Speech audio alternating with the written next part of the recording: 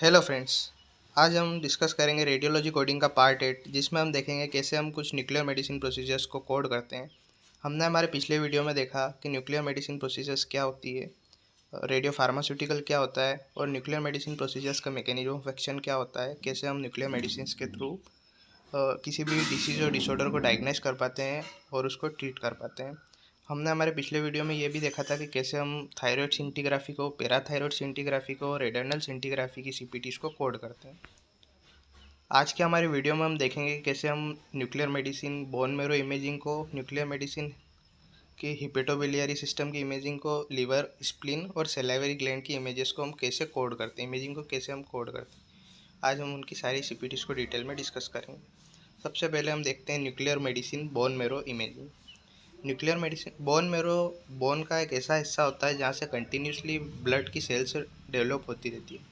Means ये हीमोपेटिक होता है, मीन्स यहाँ से कंटिन्यूसली ब्लड की सेल्स प्रोड्यूस होती रहती है। तो एक मेटाबॉलिक प्रोसेस के थ्रू ये ब्लड की सेल्स बोन मेरो के थ्रू डेवलप होती है। हम न्यूक्लियर मेडिसिन प्रोसीजर्स के थ्रू उस मेटाबॉलिक प्रोसेस की इमेजिंग करते हैं।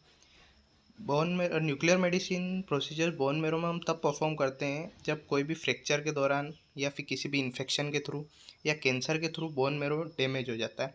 ऐसी कंडीशंस में ब्लड के सेल्स का प्रोडक्शन रुक जाता है या कम हो जाता है। तो ऐसी डिसीज और डिसऑर्डर्स को ट्रीट करने के लिए और ऐसी कंडीशंस को इमेजिंग करने के लिए हम nuclear medicine bone marrow imaging procedures को यूज़ करते हैं। इसके अंदर हम दो अलग अलग तरह के एलिमेंट्स का यूज़ करते हैं। सबसे पहला टेक्नीशियम 99M और फ्लोराइड 18। ये दोनों एलिमेंट्स का जो फिजियोलॉजी होती है वो बोन के अंदर, बोन मेरो के अंदर जो मेटाबॉलिक पाथवे चल रही है उसकी फिजियोलॉजी और इन दोनों एलिमेंट्स की फिजियोलॉजी सेम होती है। उसके बेस पे हम इनके इमेजेस लेते हैं और इन्हें एग्जामाइन करते हैं फिजिशियंस और प्रॉपर ट्रीटमेंट देते हैं। CPTs for NM bone marrow imaging. हमने देखा बोन मेरो क्या होती है और बोन मेरो की इमेजेस हम क्यों लेते हैं और कैसे लेते हैं। और अब हम देखेंगे कैसे हम उनकी CPTs को कोड करते हैं। हमारी पहली CPT है CPT 78102, जो कि एक लिमिटेड एरिया के लिए बोन मेरो इमेजिंग जब भी परफॉर्म की जाती है तब हम ये CPT कोड करते हैं।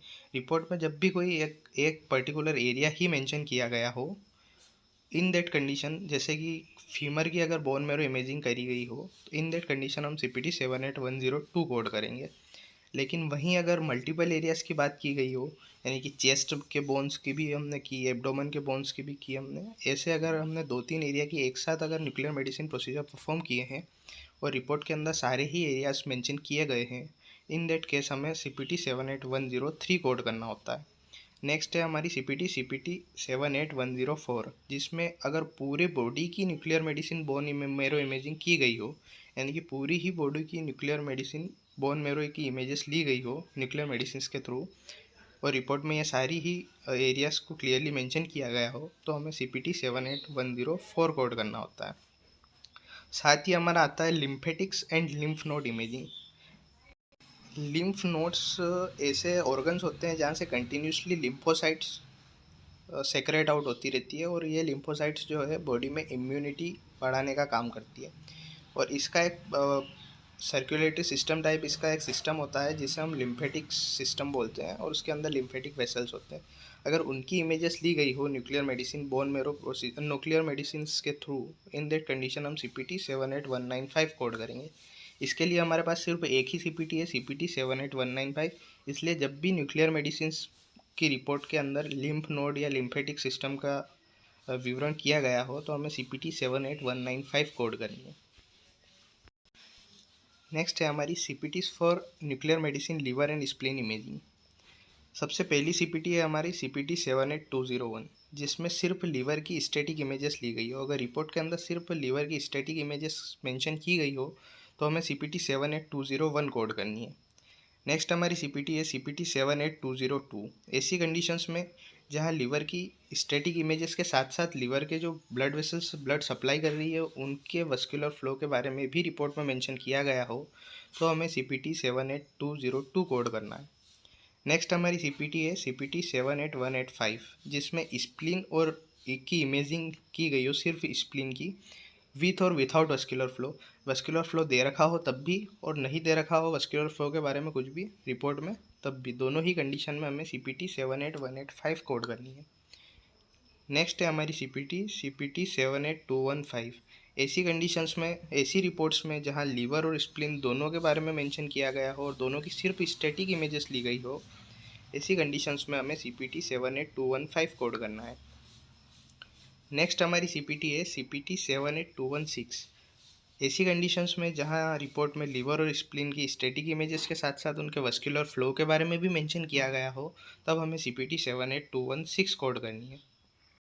नेक्स्ट है nuclear medicine hepatobiliary system imaging. Hepatobiliary system यानी कि हेपेटोबिलियरी डक्टल सिस्टम, जिसमें हेपेटिक डक्ट और बिलियरी डक्ट दोनों होती है। हेपेटिक डक्ट यानी कि ऐसी डक्ट जो लीवर को इंटेस्टाइन से कनेक्ट करती है, और बाइल डक्ट यानी कि बिलियरी डक्ट यानी कि गोल ब्लैडर, ऐसी डक्ट जो गोल ब्लैडर को इंटेस्टाइन से कनेक्ट करती है। और ये दोनों डक्ट का एक कॉमन डक्ट निकलती है, उस कॉमन डक्ट को हम बोलते हैं हेपेटोबिलियरी डक्ट, और उसकी इमेजिंग को हम हेपेटोबिलियरी डक्टल सिस्टम इमेजिंग कहते हैं। इसे हिडा स्कैन भी कहते हैं, डीसीडा स्कैन भी कहते हैं, पीपीडा स्कैन भी कहते हैं।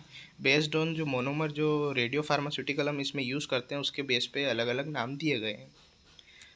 तो ये सबसे इम्पोर्टेंट कंसेप्ट है और काफ़ी लोग यहाँ कंफ्यूज हो जाते हैं, क्योंकि इसमें हम दो अलग अलग तरह की CPTs को कोड करते हैं, और दोनों अलग अलग तरह की CPTs में कुछ फार्माकोलॉजिकल इंटरवेंशंस का डिफरेंस होता है। फार्माकोलॉजिकल इंटरवेंशंस यानी कि कुछ ऐसे केमिकल्स होते हैं जो कि प्रॉपर इमेजिंग करने के लिए या फिर इमेजेस को काफ़ी क्लियर करने के लिए यूज़ किए जाते हैं। तो ये कुछ कंडीशंस में किए जाते हैं और कुछ कंडीशंस में नहीं किए जाते हैं।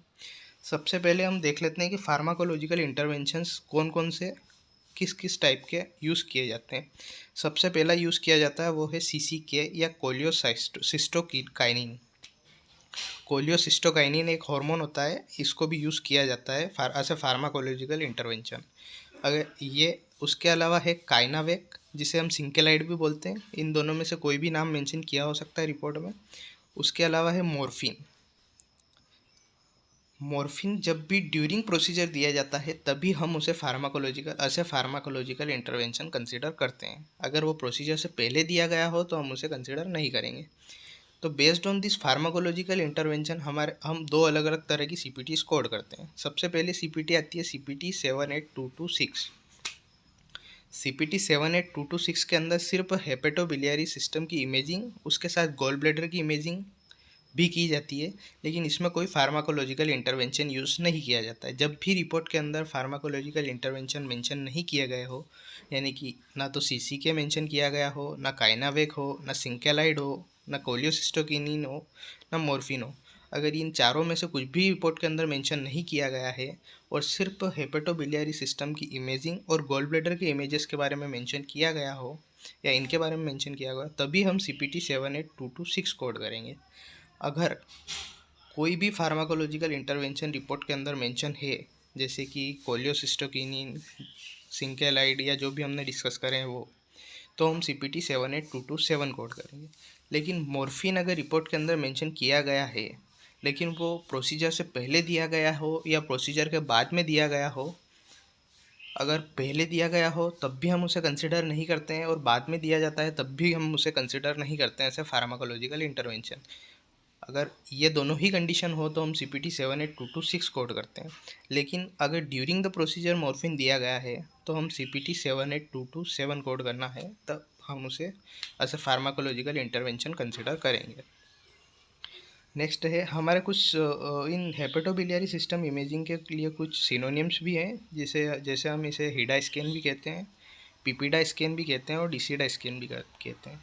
अगर रिपोर्ट में ऐसे हेडर हिडा स्कैन आता है, डीसीडा स्कैन आता है या पीपीडा स्कैन आता है, तब भी हम इन दोनों ही CPTs का यूज़ करना है based on pharmacological intervention. Next है nuclear medicine imaging of salivary glands और उसकी CPTs। तो सलाइवरी ग्लैंड्स ऐसी ग्लैंड्स होती है जो कि सलाइवरी अमाइलेज नाम का एक एंजाइम रिलीज़ करती है, जो कि इस कार्बोहाइड्रेट और स्टार्च को डाइजेस्ट करने का काम करता है। बेसिकली ये माउथ में रिलीज होती है सलाइवरी अमाइलेज, और ये मुंह के अंदर चीविंग का मतलब मुंह के अंदर डाइजेशन का काम करती है। सलाइवरी ग्लैंड्स तीन अलग अलग होती है। एक होती है पैरोटिड, दूसरी होती है सबमेंडिबुलर और तीसरी होती है सबलिंगुअल। इनकी अगर सिंटिग्राफिक इमेजेस ली गई हो, इन दैट कंडीशंस हमें क्या कौन कौन सी CPTs कोड करनी होती है वो हम डिस्कस करने वाले। फर्स्ट होती है हमारी CPT 78230, जिसमें सिर्फ सलाइवरी ग्लैंड्स की इमेजेस ली गई है। नेक्स्ट है हमारी CPT 78231, जिसमें सलाइवरी ग्लैंड की सीरियल इमेजेस ली गई हो, मतलब एक सीरीज ली गई हो इमेजेस की। इन दैट केस हम CPT 78231 कोड करेंगे।